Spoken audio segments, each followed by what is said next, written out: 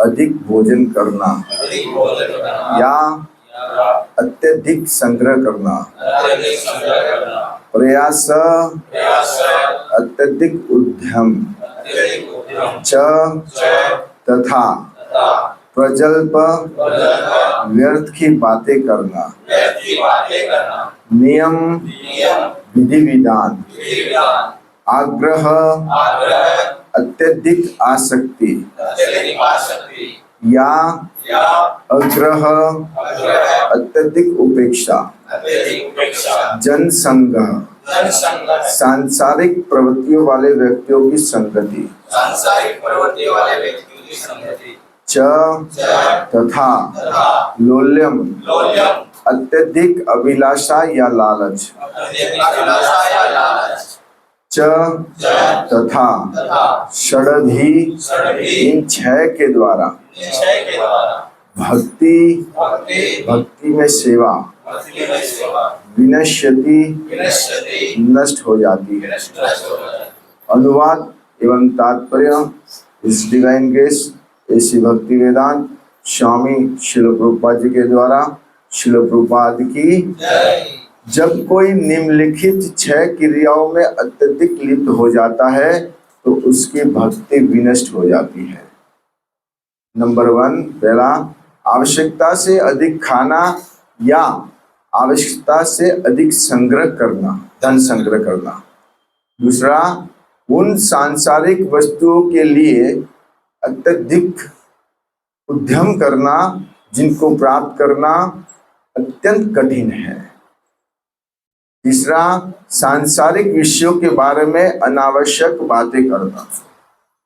चौथा, शास्त्रीय विधि विधानों का आध्यात्मिक उन्नति के लिए नहीं अपितु केवल नाम के लिए अभ्यास करना, या शास्त्रों के विधि विधानों को त्याग कर स्वतंत्रता पूर्वक या मनमाना कार्य करना। नंबर 5, ऐसे सांसारिक प्रवृत्तियों वाले व्यक्तियों की संगति करना जो कृष्ण भावनामत में रुचि नहीं रखते। तथा छठा नंबर का है सांसारिक उपलब्धियों के लिए लालायित रहना। ओम अज्ञानतिमिरन्धस्य ज्ञानाञ्जनशलाकया चक्षुरुन्मीलितं येन तस्मै श्रीगुरुवे नमः। श्रीचैतन्यमनोभीष्टं स्थापितं येन भूतले स्वयं रूप कदा मह्यं ददाति स्वपदान्तिकं। वाञ्छान् कल्पतरुभ्यश्च कृपा सिन्धुभ्यैव च पतितानां पावनेभ्यो वैष्णवेभ्यो नमो नमः। नमो महावदान्याय कृष्ण प्रेम प्रदायते कृष्णाय कृष्ण चैतन्य नाम्ने गौरतिषे नमः। जय श्री कृष्ण चैतन्य प्रभु नित्यानंद श्री अद्वैत गदाधर शिवासादि श्री गौर भक्त वृंद। हरे कृष्णा कृष्णा कृष्णा हरे हरे, हरे राम राम राम हरे हरे। श्रील प्रभुपाद की। ऐसा लग रहा है कि हम प्रभु जी की कृपा से भक्ति शास्त्री कर रहे हैं, लगा है ना ऐसा। ये एक भक्ति शास्त्री का ये विषय है, लेकिन प्रभु जी ने कृपा की है, हमने भी जो कुछ सुना है वही प्रस्तुत करेंगे। तो शुरू करने से पहले श्री राधा दामोदर के चरणों में प्रणाम अर्पित करता हूँ, श्रील प्रभुपाद के चरणों में प्रणाम अर्पित करता हूँ, दीक्षा गुरु और शिक्षा गुरु तो आप सभी वैष्णवों के चरणों में कोटि कोटि प्रणाम अर्पित करता हूँ।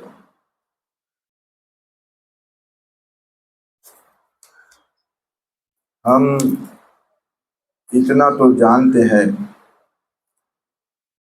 कि हमारी परंपरा में चैतन्य महाप्रभु के साथ में गोस्वामी गण आए थे, जिसमें 6 गोस्वामी मुख्य हैं। श्री रूप सनातन भट्ट रघुनाथ, श्री जीव गोपाल भट्ट दास रघुनाथ। तो 6 गोस्वामी, उसमें से यद्यपि सभी मुख्य थे, लेकिन रूप गोस्वामी थोड़े और अधिक महत्वपूर्ण है। रूप गोस्वामी और सनातन गोस्वामी और उनके एक भाई थे अनुपम, ये 3 भाई थे। कहते कि इनके भौतिक नाम रूप गोस्वामी का संतोष था, सनातन गोस्वामी का नाम अमर और अनुपम। इनके बारे में थोड़ा संक्षिप्त सुनना आवश्यक है, क्योंकि जब तक जिसने ये ग्रंथ लिखा है ना, उनके बारे में हमारे को जानकारी आवश्यक है। हम सब लोग जानते हैं भी है, लेकिन श्रवण करना बेहतर होगा। जब इस श्लोक में प्रवेश करो उससे पहले हम तो रूप गोस्वामी के बड़े भाई है सनातन गोस्वामी और ये भाई थे अनुपम। तो ऐसा था कि इतने विद्वान थे वो। तो बंगाल में शासन था नवाब हुसैन शाह का। इतने विद्वान थे कि उन्होंने उस शासक ने, वो मुस्लिम शासक था, उनको रूप गोस्वामी सनातन को अपने यहाँ पे मंत्री बना दिया।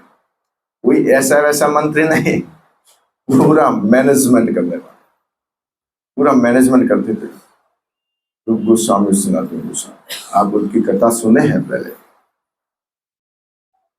और जब चैतन्य महाप्रभु रामकेली गांव में आए, तब रूप गोस्वामी और सनातन गोस्वामी को मालूम पड़ा तो मिलने गए हैं ना मिलने। तो पहले मुलाकात में मना कर दिया था, पहले मैं जब कहूँ तभी सब कुछ आगे भक्ति का होगा, वृंदावन जाना है, ये सब आप सब जान रहे हैं। बाद में उनको वृंदावन जाने का उपदेश दिया है महाप्रभु ने और गए हैं। पहले रूप गोस्वामी गए हैं, फिर बाद में सनातन गोस्वामी गए हैं। लेकिन एक गोस्वामी गण कैसे है? एक गोस्वामी जब शब्द सुनते हैं ना हम लोग, तो श्रील प्रभुपाद जी कहते हैं एक वृंदावन में एक जातिगत भी गोस्वामी गण बोला गया है, जाति भी रहती है गोस्वामी की। लेकिन यहाँ पे गोस्वामी का अर्थ क्या है? हम जिसको एकदम सरल तरीके से ले रहे हैं ना, रूप गोस्वामी को अरे गोस्वामी का अर्थ जानना चाहिए। गोस्वामी का अर्थ यह है कि जिसने अपनी सभी इंद्रियों पर पूर्ण नियंत्रण कर दिया हो। नियंत्रण नहीं, पूर्ण नियंत्रण। संसार में कई ऐसे कथाकथित योगी को देखते हम, लेकिन फिर भी वो विचलित हो जाते हैं। लेकिन गोस्वामीगण कभी विचलित नहीं हुए। गोदास किसको बोलते हैं? जो माया का इंद्रियों को दास। लेकिन श्रील प्रभुपाद की कृपा से हमको गोदास से बाहर निकाला है। अभी भी है, ऐसा नहीं कि हम परफेक्ट हो गए हैं, लेकिन उस सीढ़ी पे चढ़ रहे हैं धीरे धीरे। कुछ बातों में हम कई बात से थोड़े से हट रहे हैं श्रील प्रभुपाद की कृपा से। तो ये गोस्वामीगण वो गोस्वामी जिसने अपनी इंद्रियों को पूर्ण नियंत्रण किया है, पूर्ण रूप से। कैसे नियंत्रण किया? देखिए उनका भजन कितने घंटे चलता था, उनके जप कितने घंटे चलते थे, उनका आहार कितना था। कहते हैं कि केवल छाछ पी के ही दिन निकालते थे और एक स्थान पे कभी रहे नहीं। जब वो वृंदावन में रहे तो एक वृक्ष के भी नीचे नहीं रहे। हमने तो एक स्थान पक्का कर लिया, खूंटी बांध दिया, यहां से कहीं हटेंगे नहीं। लेकिन वो एक जगह से क्यों? क्योंकि उनको आसक्ति न लगे, उसके प्रति आसक्ति न हो। और प्रसाद भी जो मिला कृपा से, जो भी छाछ मिली तो छाछ ही, सूखी रोटी मिले सूखी रोटी, चने मिले तो चने, ऐसा। वस्त्रों का भी कॉफिन केवल भाल न खाइबे और भाल न परिबे। लेकिन हमारा थोड़ा सा प्रभुपाद जी ने बहुत अच्छी कृपा की है, वो उसको आगे बताएंगे। तो एकदम शालीनता में रहते थे, सादा जीवन और उच्च विचार, हाई थिंकिंग लो लिविंग, इसमें रहते थे। इसलिए उनको गोस्वामीगण कहते। वहां इनका सब हम चर्चा कर चुके हैं, इतने आप जानते भी, ये सब सुन भी चुके हैं, इसमें नहीं जाएंगे। लेकिन ऐसे गोस्वामीगण, और ये गोस्वामीगण जब ऐसे जो जिसका पूर्ण इंद्रियों पर नियंत्रण हो, वो व्यक्ति शास्त्रों को लिखेगा तो उस शास्त्र का कितना प्रभाव होगा। समझिए बात को। ये हम केवल ये शास्त्र नहीं पढ़ रहे हैं, कहते हैं कि अमृत को प्राप्त कर रहे हैं। अमृत, वो अमृत नहीं जो श्रीमद् भागवत कथा के दौरान देवता लेके आए थे, वो अमृत नहीं। ये अमृत है जिसको प्राप्त करके सीधा भगवत धाम की प्राप्ति होती है। और यदि ऐसी वस्तुओं को हम थोड़ा सा ढीला ढाला रवैया के रख करके सुनेंगे तो ये हमारा दुर्भाग्य होगा। ये कुछ सामान्य ग्रंथ नहीं है। अमृत, देखिए रूप गोस्वामी ने लगभग ज्यादातर ग्रंथ लिखे, उसमें अमृत शब्द जोड़ा गया है। भक्ति रसामृत सिंधु, अमृत है ना, उपदेशामृत और लघु भागवत अमृत, ज्यादा अमृत, क्योंकि हाँ भागवतामृत ये अमृत है। तो कौन सा अमृत है? एक बार इसको स्वीकार कर दिया ना, हाँ एक बार उनका अनुसरण कर दिया ना, इसमें कोई संदेह नहीं कि भगवत प्रेम प्राप्त नहीं होगा, कोई संदेह नहीं। ये सब रूप गोस्वामी ने ऐसे ग्रंथ ले, उसी में से एक ग्रंथ उपदेशामृत, जिसका पठन अरविंदाक्ष प्रभु जी की कृपा से आज हम कर रहे हैं यहाँ पे, यह है उपदेशामृत। और उपदेशामृत के साथ साथ देखिए शिक्षा अष्टकम है, चैतन्य महाप्रभु ने कहा है, उसमें 8 श्लोक है। वो देखें हम पढ़े तो एक श्लोक के बाद दूसरा श्लोक कनेक्टेड है और उत्तरोत्तर भक्ति में वृद्धि करने के लिए। और वो जहाँ की कहाँ पहुंचाता है? प्रेमा भक्ति तक। आश्लिष्य वा पादरताम पिनिष्टुमाम अतस्नाम मरहताम कुरुतु वहा, कहते हैं ना, गोपियों का भाव प्रकट होता है वहां पे, सीधा प्रेमा भक्ति तक पहुंचाता है। भगवत गीता में देखिए आप, भगवत गीता में भगवान कर्म योग, ज्ञान योग, ध्यान योग सीधा कहाँ लेके जाता है? भक्ति योग, सीधा वहां पे पहुंचाते हैं। वैसे ही इस उपदेशामृत में भी रूप गोस्वामी हमको साधन भक्ति से लगा करके सीधे कहां पहुंचाना चाहते हैं? प्रेमा भक्ति में। प्रेमा भक्ति का ये कहां मिलेगा प्रेम? इस जगत में तो लस्ट है, काम है, प्रेम कहाँ है? प्रेम तो केवल भक्तों के बीच में है।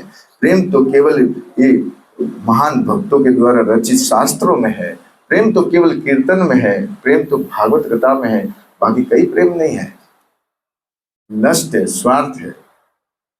इस तरह से ये उपदेशामृत हमको दिया है, इसमें से 1 से 7 श्लोक तक साधन भक्ति की बात हो रही है। साधन, वैष्णव कैसे व्यवहार में नियमों को लाए, कैसे व्यवहार करें, 1 से 7 तक साधन भक्ति की बात हो रही है। और 8वें श्लोक में भाव भक्ति की बात होती है। और 9, 10 और 11 प्रेमा भक्ति की बात होती है। 1 से 7 श्लोक में हम देखेंगे तो इसकी बात हो रही है साधन भक्ति की। इसलिए साधन करना जरूरी है। बिना साधन आदो श्रद्धा तथा साधु संग भजन क्रिया अनर्थ निवृत्ति, निष्ठा, रुचि, आसक्ति, भाव भक्ति और प्रेमा भक्ति। तो ये कब उत्पन्न होगा भाव और प्रेम?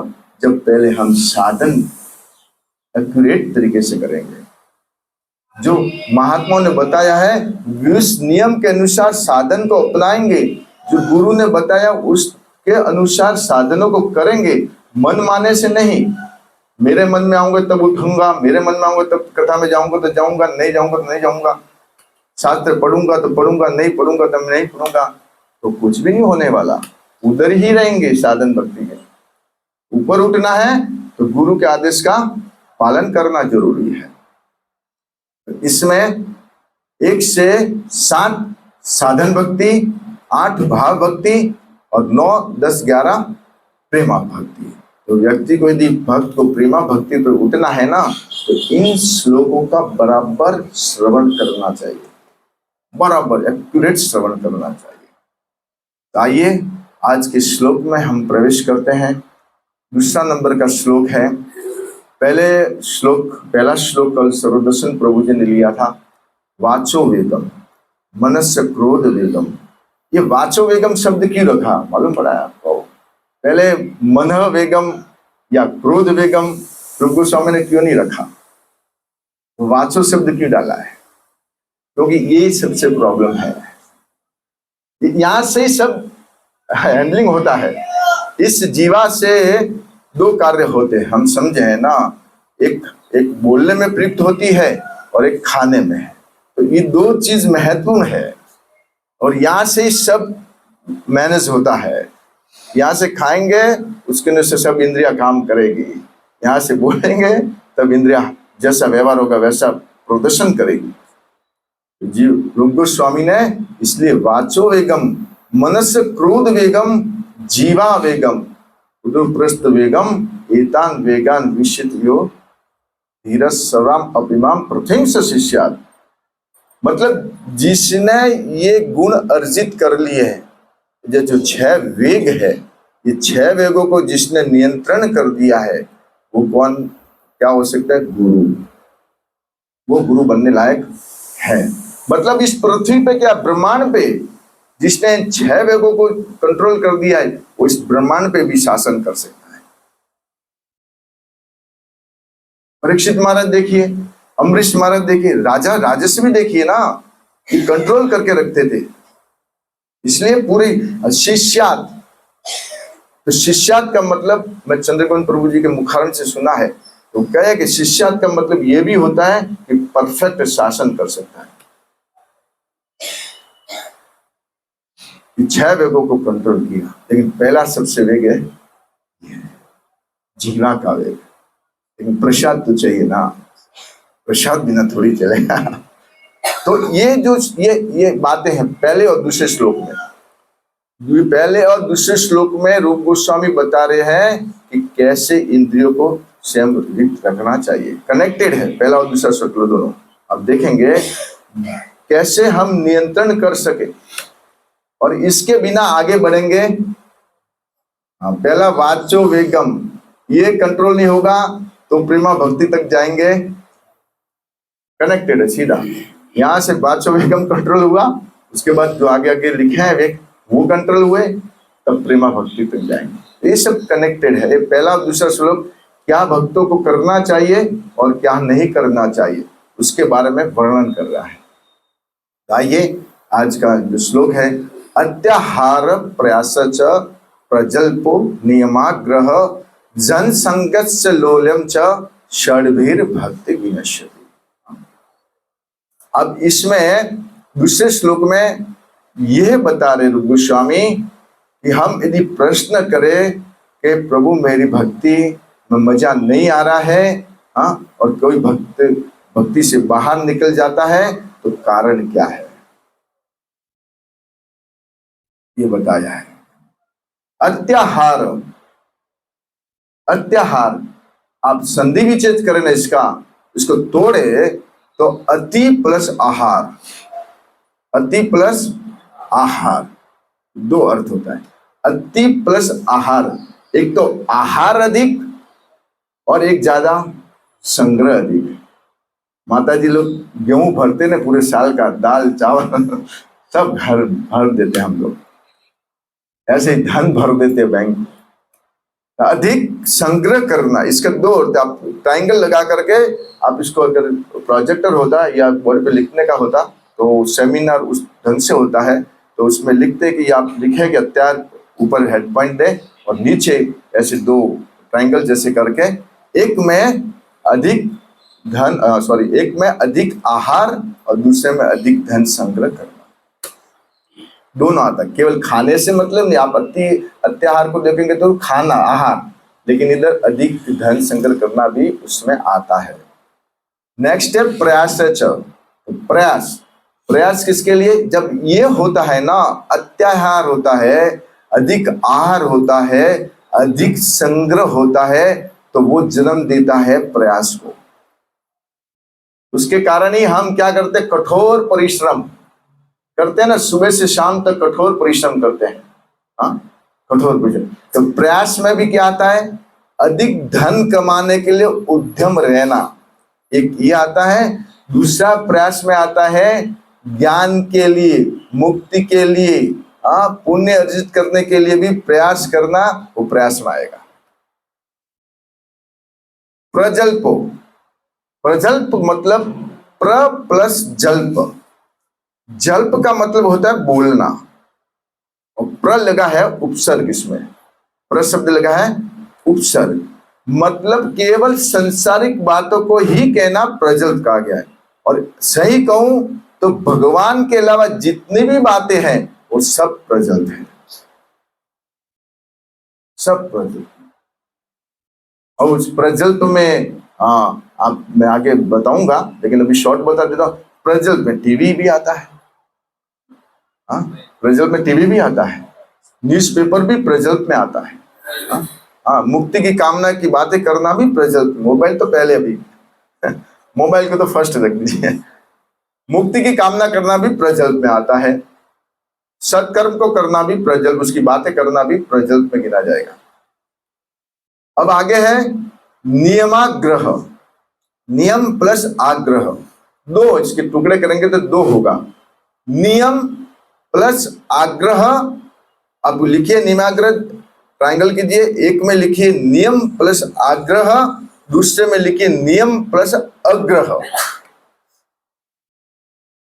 नियम प्लस आग्रह यानी कि स्वीकार करना, जो भक्ति के प्रतिकूल वस्तु है उनको स्वीकार करना नियमाग्रह, नियम प्लस आग्रह। और नियम प्लस अग्रह स्वीकार नहीं करना, जो भक्ति के अनुकूल वस्तु है उसको स्वीकार नहीं। इसकी व्याख्या मैं आगे करूंगा। समझ में आया सबको? नियमाग्रह के दो अर्थ होते हैं, नियम प्लस आग्रह, नियम प्लस अग्रह। अग्रह मतलब ग्रहण नहीं करना, आग्रह मतलब ग्रहण करना। आ जाओ, आप आ जाइए, ग्रहण करेंगे।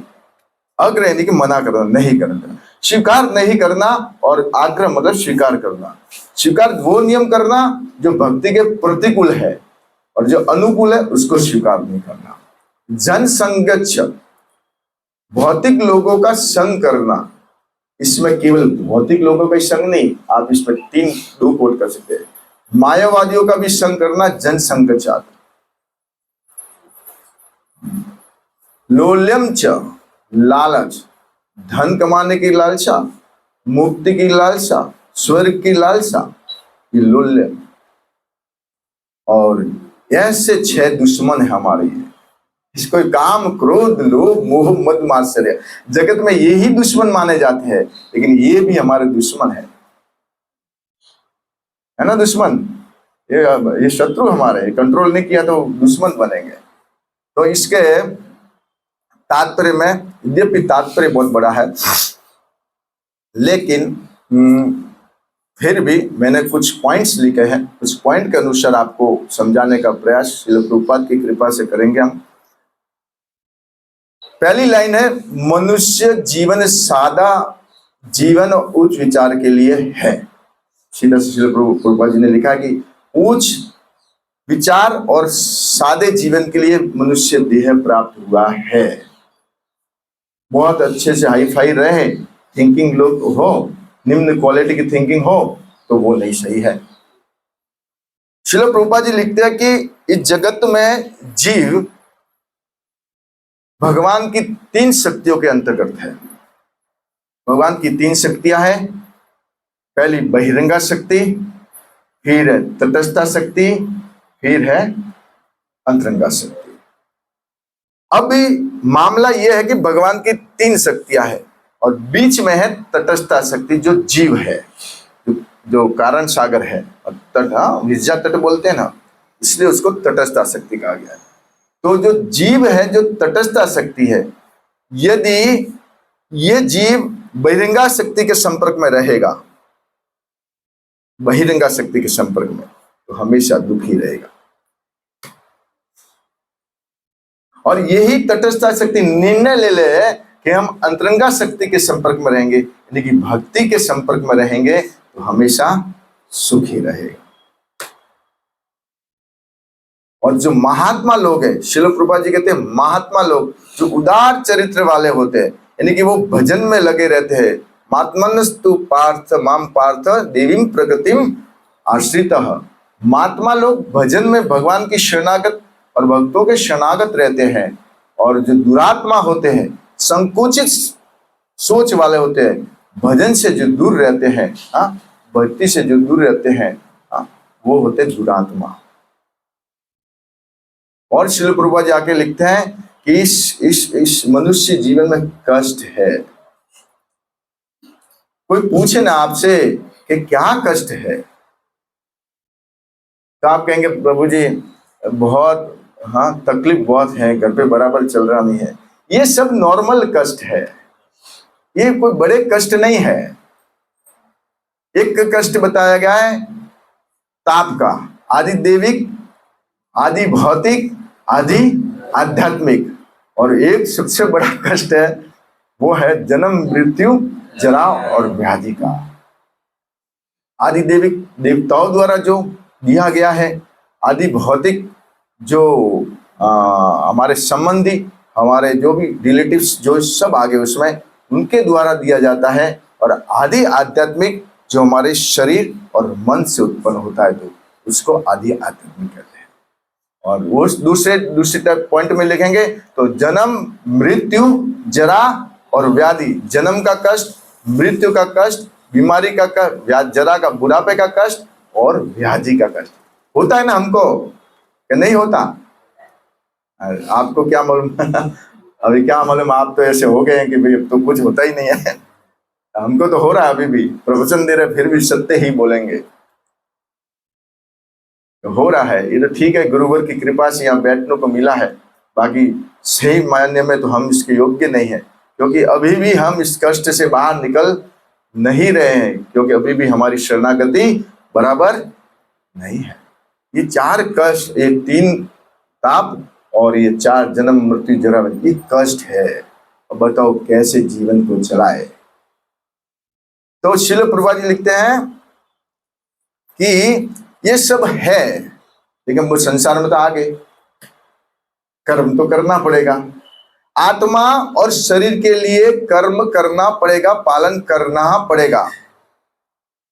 लेकिन हम समझ रहे हैं कि यदि हम भौतिक कर्म करेंगे तो बंधन में प्रवेश करेंगे, हाँ बंधन लग जाएगा। तो श्रील प्रभुपाद जी लाइन बहुत अच्छी लिखते हैं यहाँ पे कि बद्ध जीवों के समक्ष मुख्य समस्या है बारंबार जन्म, बुढ़ापा, रोग तथा मृत्यु का होना।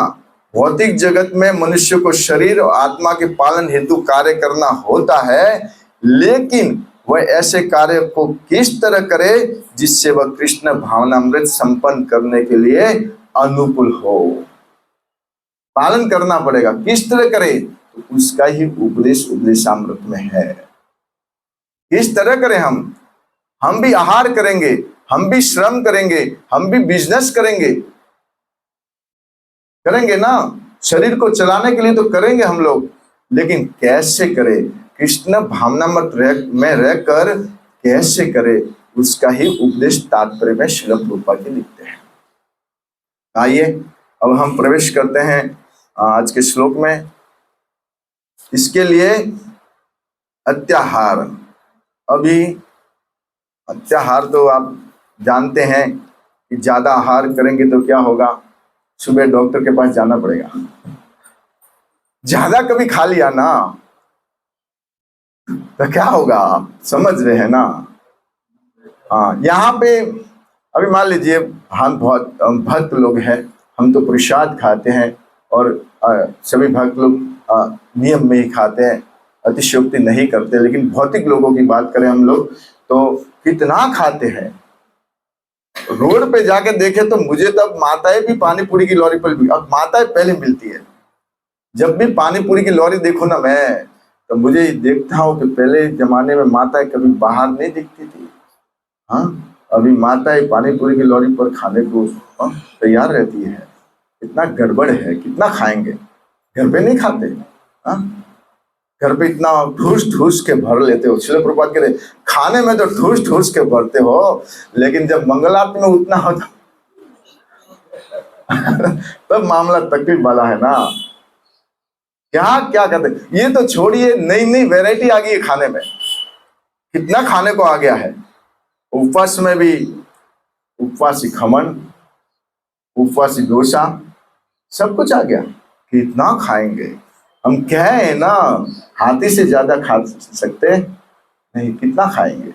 हाथी से ज्यादा खा सकते क्या, नहीं खा सकते। और ज्यादा खाएंगे तो तकलीफ में आएंगे। इसलिए तो भगवान ने अर्जुन को कहा भगवद गीता में, क्या कहा? न अस्ति स्नस्तु योगो अस्ति न चैकांतम अस्नस्त न चति स्वपनशीलस्य जागृतो नेव च अर्जुन। आवश्यकता से ज्यादा कभी खाना नहीं चाहिए। ज्यादा हम भी श्रेणी में नहीं है, आपको क्या कहूँ मैं, लेकिन पालन करूंगा। अब जो भी समझ रहा हूं ना मैं, तो पालन करने का प्रयास करूंगा आप सब भक्तों की कृपा से। ज्यादा खाना नहीं चाहिए, आवश्यकता से ज्यादा खाना नहीं चाहिए और कम भी खाना नहीं चाहिए। इतना भी तप मत कीजिए जो शास्त्र अनुचित नहीं है। माताएं नव दुर्गा का तप करती है, कुछ खाती नहीं है, पानी पे रहती है। भौतिक लोगों को देखिए जगत में, ऐसा तप करने की कोई आवश्यकता नहीं है जो शास्त्र उचित नहीं है। इतना भी कम खाना नहीं चाहिए, ज्यादा सोना भी नहीं चाहिए और ज्यादा जगना भी। प्रॉपर जो सोने का बोला उतना घंटे सोना चाहिए। हम रूप गोस्वामी बन सकते हैं तो 6 घंटा मिनिमम है सोना चाहिए, लेकिन उसका टाइमिंग आपको देखना होगा कि मुझे 4 बजे 3 बजे उठना है तो 9 बजे सोना है, तो ज्यादा नहीं खाना चाहिए। तो श्रील प्रभुपाद कहे कि व्यक्ति को 50% ही खाना चाहिए और 25% पानी के लिए जगह होनी चाहिए। हाँ, और 25% हवा को। हम पूरा पैक कर देते, हवा प्रवेश करने, अरे कहाँ जाऊं, जगह ही नहीं है। हवा विचार करती है मैं कहाँ जाऊं इसको इतना भर देते कि यहाँ से लॉक पूरा, तो हवा मना बोलती है अब जगह नहीं है कहाँ प्रवेश करूं।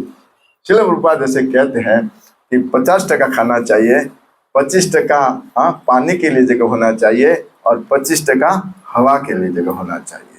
ये बताया गया है कि खाना कंट्रोल करना जरूरी है। और एक सुंदर उदाहरण से देते हैं पूर्वज, सुंदर उदाहरण है हमारे ही और पशु के बीच में। देखिए कितना अंतर है। रोड पे एक चावल का बोरा डाल देना, अभी बाहर निकले रोड पे चावल का बोरा डाल दीजिए, हाँ, चिड़ी आएगी 1 दाना लेगी, 2 दाना लेगी, ज्यादा 4-5 दाना लेगी, लेकिन किसी व्यक्ति ने दे दिया तो बोरा ही उठा देगा क्या हाल है बताइए, है ना। समझदार कौन है? वो ज्यादा समझदार है कि हम समझदार है? यदि भी मनुष्य समझदार है, लेकिन ऐसा करते देखे तो पशु ज्यादा समझदार दिखते हैं। तो एक अर्थ तो अत्याहार, ज्यादा खाना नहीं है, और दूसरा है अधिक संग्रह करना, कि ज्यादा संग्रह नहीं करना चाहिए। ज्यादा धन आएगा तो दुख आएगा, चोर आएंगे, चोरी का डर रहेगा, भय होगा, ये सब है। और एक संग्रह का बताते हैं कि ज्ञान का अत्यधिक अनुशीलन करना, अधिक ज्ञानी होना, भगवान का प्रेमी की जगह मुक्ति की कामना करना, ये भी ही अत्यधिक संग्रह में आता है। अत्यधिक पुण्य फल अर्जित करना, सत्कर्म करके, ये भी किस में आता है? ठीक है, समय कम इसलिए मुझे आगे दौड़ना है। अब नेक्स्ट आता है प्रयास। प्रयास, अब ये 2 चीज कंट्रोल नहीं की तो प्रयास की ओर जाना पड़ेगा। खूब खाने के लिए क्या करेंगे? बच्चे बोलेंगे पिताजी रेस्टोरेंट चलो ना, ये उधर चलो ना, क्यों खाना है। तो मालूम है कि रेस्टोरेंट में 2000 बिल आएगा, तो क्या करेंगे? Double duty. पैसा चाहिए ना, अधिक सुविधा करने के लिए पैसा चाहिए, तो व्यक्ति अधिक उद्यम करेगा, अधिक परिश्रम करेगा, डबल शिफ्ट करेगा, अपने बच्चों का पालन पोषण भरपेट करने के लिए, भरण पोषण करने के लिए अत्यधिक, क्योंकि ज्यादा खाद चाहिए मात्रा में, अधिक संग्रह चाहिए, तो प्रयास करेगा ही व्यक्ति। ये प्रयास है। प्रयास का मतलब है कि भक्ति के विरुद्ध कार्य करना। भक्ति के विरुद्ध कार्य क्या है? अत्यधिक प्रयास भौतिक जीवन में, इसको बोलते हैं प्रयास। और एक प्रयास इसमें बताया गया है कि मुक्ति के लिए भी प्रयास करना, ये प्रयास में आता है। मुक्ति के लिए भी प्रयास करना, कितना प्रयास करते हैं। हमारे प्रभु जी कहते हैं, पहले गांव में व्यक्ति था, तो गांव में सादा जीवन जी रहा था, तो सोचा कि अभी बहुत आवश्यकता है, तो चलो ना, कहाँ चले जाएं? सूरत आ गए। सूरत थोड़ा कमा लिए, थोड़ा सा व्यवस्थित हो गया। अपने मित्र को देखा, वो तो के ऑस्ट्रेलिया गया है, वहां अच्छा कमा रहा है, ठीक है, भाई साहब जी चले गए। यहाँ से उधर, उधर से उधर भ्रमण कर रहे हैं हम लोग, इधर से उधर कमाने के लिए, उधर करने के लिए। एक दिन हम चले जाएंगे, कोई पता नहीं, और सब कुछ बैंक में ही पड़ा रहेगा, है ना। तो श्रील प्रभुपाद जी कहते अत्यधिक प्रयास करने की कोई आवश्यकता नहीं है। बिल्कुल सिंपल चीज बताइए श्रील प्रभुपाद जी ने, एक खेती की जमीन हो, क्या हो, खेती की जमीन हो, एक गाय हो या 5 गाय हो, अधिक हो तो बहुत अच्छा है, गाय हो और ये खेती करे, गाय की सेवा करे, बताइए कोई चीज की कमी होगी? कोई चीज की कमी नहीं होगी, कभी कमी नहीं होगी। तकलीफ क्या है? ईशावास्यम इदम सर्वम यत् किंचित जगत्या, हमने दूसरे के अधिकार को छीन लिया है। हमारी इनकम होनी चाहिए थी 20,000 रुपए, लेकिन जी तोड़कर मेहनत कर रहे हैं ये बड़े बड़े कंपनी वाले। हाँ, अनेक लोगों को भी इनकम खुद खा रहे हैं, बैलेंस बिगड़ गया है। भगवान की ओर से एकदम व्यवस्था सुदृढ़ है, एकदम मजबूत व्यवस्था है, सबके लिए अनाज है, सबके लिए सुविधा है, लेकिन हम लोग है ना, ये संसार के लोग इतना प्रयास करते कि दूसरे का भी हक खुद ले लेते हैं, जबकि ये भगवान की सबकी संपत्ति है। तो प्रयास कितना करते हैं? अधिक प्रयास करते हैं, बहुत। और इतना प्रयास करते हैं कि बॉम्बे की दशा तो देखिए ना भक्तों, सुबह पिताजी ट्रेन में जाते हैं, सुबह उठ करके 5 बजे, रात को 12 बजे आते हैं। संडे को ही मालूम पड़ता है कि पिताजी ये है। बच्चों प्रेम ही नहीं है। भक्ति तो एक अलग वस्तु, छोड़ दीजिए, गृहस्थ जीवन में भी प्रेम नहीं है। इस धन के लिए अपने परिवार के साथ भी अच्छे से नहीं रह पाते, इतना दुर्भाग्य है। बच्चों को भी टाइम नहीं दे पाते। क्या आप कमा के इतना कर लेंगे, कितना तोड़ लेंगे आप लोग? गुजारा तो अभी भी चलता है। हाँ, ऐसा नहीं कि नहीं कमाना है, अधिक की बात हो रही है, अधिक प्रयास की आवश्यकता नहीं है। बड़े बड़े कारखाने, बड़े बड़े मेहनत, जी तोड़, सूरत में तो लूम्स के जी तोड़ मेहनत चल रही है, सुबह से लगाकर शाम तक मेहनत चल रही है।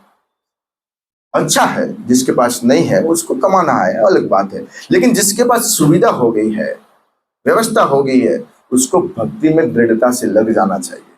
श्रील प्रभुपाद जी कहते उसको भेज इधर उधर रखना नहीं चाहिए। अधिक प्रयास की आवश्यकता नहीं, गैया हो, खेती हो तो बढ़िया है। आगे चलते हैं प्रजल्प। प्रजल्प ये तो हमारी आदत है, आप लोगों की नहीं। आप कहेंगे हमको क्या है, हमारी आदत है प्रजल्प, लेकिन भक्तों की अच्छी आदत है। श्रील प्रभुपाद जी प्रजल्प यानी कि संसार की वस्तु बातें करना। जब 2 स्त्री इकट्ठी होती है ना, तो उसके बहू की बात करती है या सासू की बात करेगी। इसकी जगह कीजिए कृष्ण की बात। कौन सी बात कीजिए? कृष्ण की बात कीजिए। भौतिक चर्चा करेंगे तो प्रजल्प में आएगा। और प्रभुपाद जी कहते हो प्रजल्प कैसा है? वो मेंढक है ना, टर टर टर करता रहता है, और सांप को सांप ध्यान रखता है कि ऐसे तो मेंढक दिखता नहीं, लेकिन टर टर के आवाज से उस सर्प को मालूम पड़ जाता कि इस जगह मेंढक है, और वहां जाके वो सीधा उसको, यदि ज्यादा टर टर करेंगे ना तो काल पहले ही पकड़ लेगा। तो इससे बढ़िया हम करें हरे कृष्णा कृष्णा कृष्णा हरे हरे, हरे राम राम राम हरे। ये सब प्रजल्प में है। भगवान के अलावा जो भी बातें करते हैं, इसलिए भगवत गीता में कहा है भगवान ने, मत चित्त मत गत प्राणा बोध्यंतम परस्परम कथंति च माम नित्यम। जानते तो है ना, तुष्यंति च रमन्ति च, बहुत बड़ी बात, तुष्यंति, वही व्यक्ति संतुष्ट हो सकता है जिसका चित्त भगवान में है और इसकी जीवा पे भगवान की लीला का गुणगान है।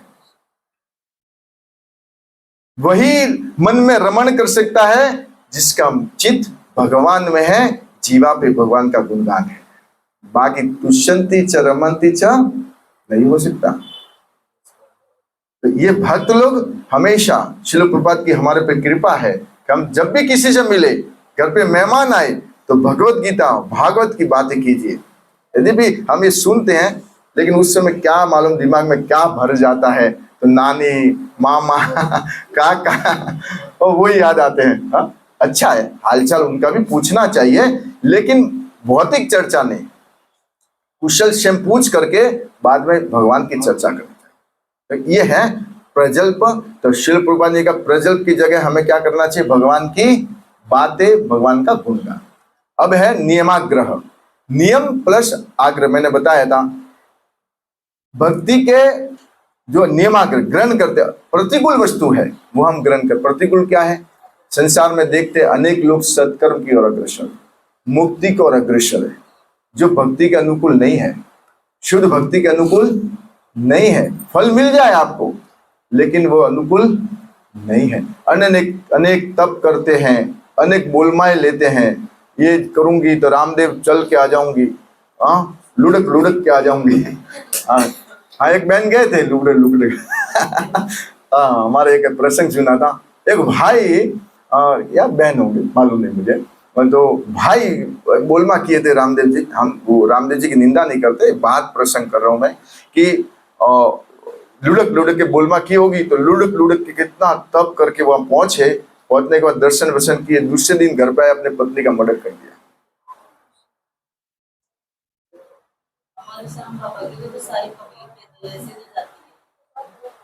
पहले जानना चाहिए कि जहां हम जा रहे हैं वो शास्त्र उचित है कि नहीं, बस प्रश्न ये है।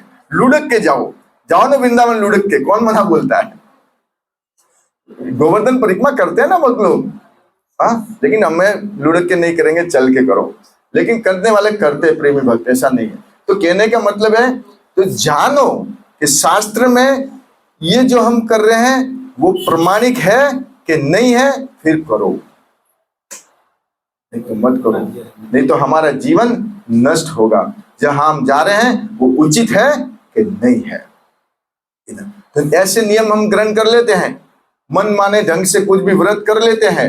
एकादशी व्रत का पालन करना है लेकिन वो नहीं करते, और माँ संतोषी का कुछ भी जो भी व्रत है वो हम कर लेते हैं। ये नहीं करना है भक्तों को।